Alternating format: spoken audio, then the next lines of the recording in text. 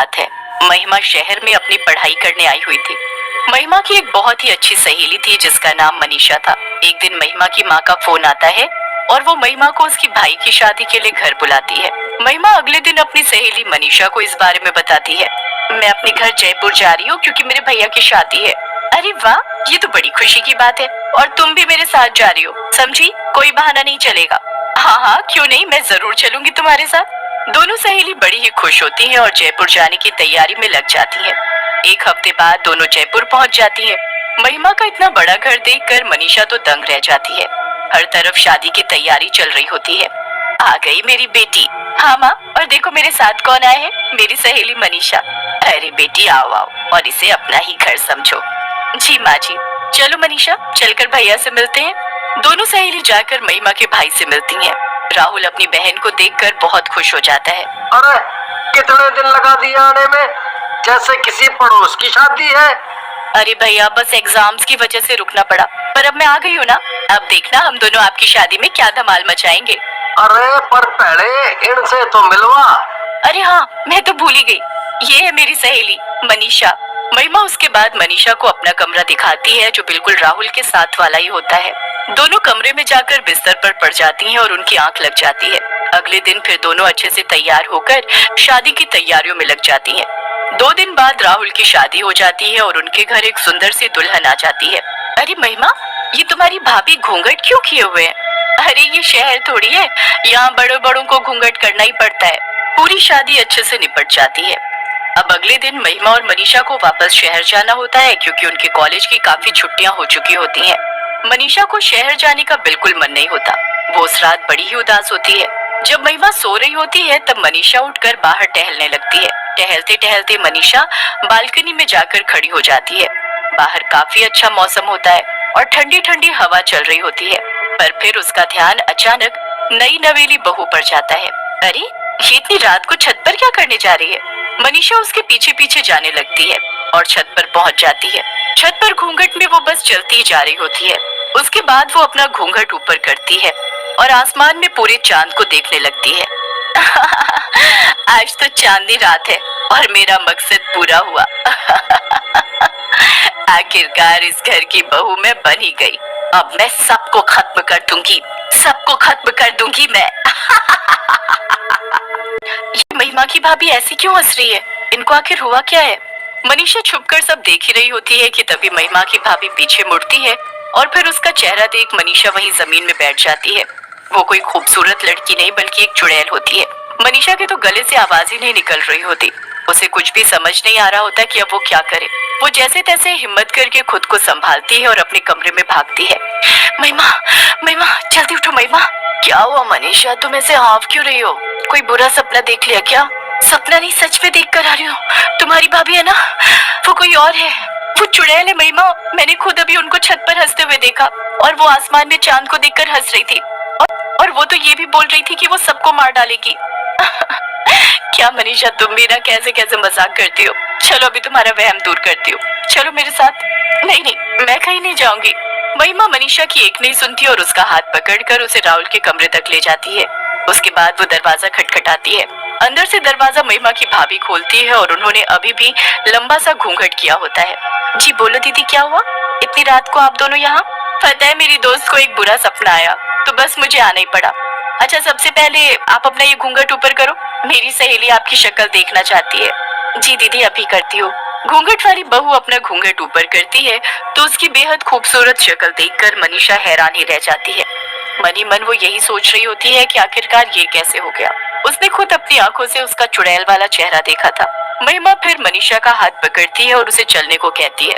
दोनों अपने कमरे में वापस जाने लगते हैं। जाते हुए मनीषा एक बार फिर से पीछे मुड़कर देखती है तो उस घूंघट वाली बहू की अजीब सी मुस्कुराहट उसे और परेशान कर देती है।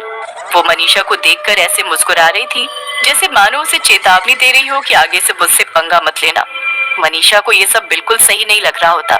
उसे बस इतना समझ आ रहा होता है कि उसे अब वहीं रहकर सब ठीक करना है और सबके सामने उस घूंघट वाली चुड़ैल बहू का सच लाना है, वरना सबकी जान खतरे में पड़ जाएगी। अगले दिन मनीषा शहर जाने के लिए सीढ़ियों से बैग लेकर उतर रही होती है कि तभी वो सीढ़ियों से गिरने की एक्टिंग करती है। मैं गिर गई। क्या हो गया? मेरा पैर टूट गया। ये क्या हो गया? भैया जल्दी आओ, मनीषा को उसके कमरे में ले चलो। घूंघट से चुड़ैल बहू ये सब देख रही होती है। इसकी इतनी हिम्मत जो ये मेरे पति की गोद में जाएगी, इसे तो मैं बताऊंगी। अरे बहू यहाँ क्या खड़ी खड़ी देख रही है, चलो मेरे साथ रसोई में और जल्दी से मनीषा के लिए बाम और हल्दी वाला दूध लेकर आओ। जी माँ जी। घूंघट वाली चुड़ैल बहू रसोई में अपनी सास के साथ जाती है और एक ग्लास में हल्दी वाला दूध बनाती है। उसकी सास भी वहाँ खड़ी मनीषा के लिए एक काढ़ा तैयार करती है। अंदर ही अंदर वो गुस्से से पागल हो रही होती है। वो दूध में जादू कर देती है और जाकर मनीषा को दे देती है। मनीषा को पहले ही शक होता है कि दूध में कुछ गड़बड़ है, इसलिए वो गलती से ग्लास को गिरा देती है। अरे बहू कैसे ग्लास पकड़ा रही हो, देखो गिर गया, चलो जाओ पोछा लाओ और साफ कर दो। सब लोग मनीषा की देखभाल में लग जाते हैं और कुछ दिन के लिए उनका शहर जाना कैंसिल हो जाता है। घूंघट वाली चुड़ैल बहू से ये सब देखा नहीं जा रहा होता। वो रात होने का इंतजार करती है। जैसे ही रात होती है और सब सो जाते हैं, वो छत पर जाती है और अपना घूंघट ऊपर करके आसमान में चांद को देखने लगती है। मुझे शक्ति चाहिए, मुझे शक्ति चाहिए, मैं सबको जल्द से जल्द बर्बाद कर सकूं, मुझे ऐसी शक्ति चाहिए। और सबसे पहले मुझे उस लड़की की जान लेनी है, फिर उसके बाद मैं सबको देखूंगी। एक बार मैं सबको खत्म कर दूं, फिर मैं और राहुल दोनों सुकून से रहेंगे और मैं अपने चुड़ैल वंश को आगे बढ़ाऊंगी। चुड़ैल वहीं छत पर बैठकर जादू टोना करने लगती है। मनीषा और महिमा वहीं पीछे खड़े छुपकर उसे देख रहे होते हैं।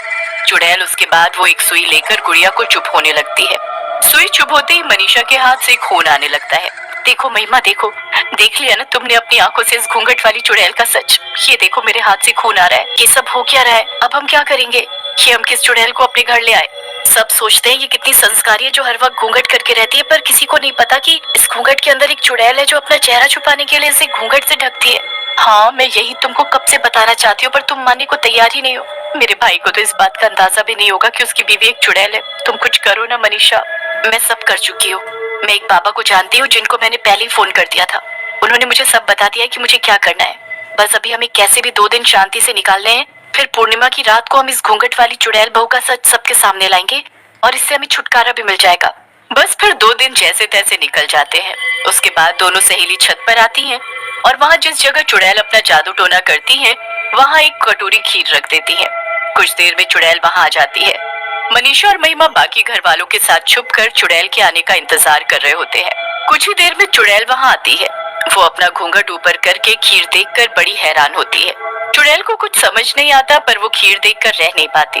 वो उस कटोरी को उठाती है और खीर चखने लगती है।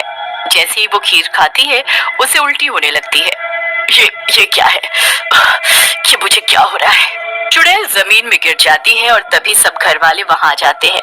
इसका अंत अब आ चुका है, इसने मेरी बनाई हुई खीर खा ली है। ये सब तेरा किया धरा है, तुझे तो मुझे उसी दिन मार देना चाहिए था। हाँ पर तूने बहुत देर कर दी। चुड़ैल तड़प तड़प कर मरने लगती है।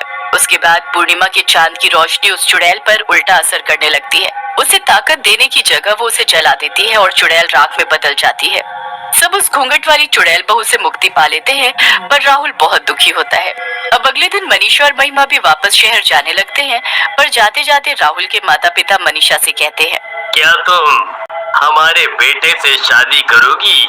मनीषा ये सुनकर मुस्कुरा देती है। बस फिर मनीषा शहर चली जाती है और राहुल उसकी पढ़ाई पूरी और उसके वापस आने का इंतजार करता है। पढ़ाई पूरी होने के बाद दोनों की धूमधाम से शादी हो जाती है और मनीषा महिमा की भाभी बन जाती है।